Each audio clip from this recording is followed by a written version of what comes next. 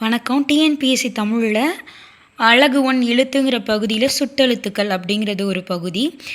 சுட்டெழுத்துக்கள்னால் ரொம்ப ரொம்ப சிம்பிள் தான். அவன், இவன், அங்கு, இங்கு, அந்த, இந்த அப்படின்னு சொல்லுவோம்ல, அதுதான். இதில் வந்து அகச்சுட்டு, புறச்சுட்டு அப்படின்னு 2 டைப்ஸ் இருக்குது. அகச்சுட்டு அப்படிங்கிறது என்னென்னா அவன், இவன், அது, இது. இதில் அந்த ஆ, இ இதை எடுத்துட்டோம்னா வந்து பொருளே இருக்காது. இது அகச்சுட்டு. புறச்சுட்டு அப்படிங்கிறது என்னென்னா அவ்வானம், இம்மலை. இதில் ஆ, இ எடுத்தாலும் பொருள் தரும். அண்மை சுட்டு அப்படிங்கிறது என்னென்னா பக்கத்தில் இருக்குது.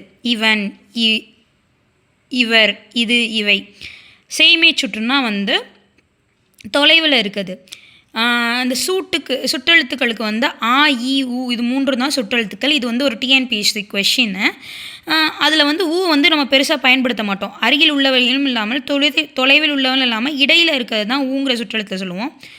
உது, உவன் இது வந்து நம்ம அடிக்கடி பயன்படுத்த மாட்டோம்.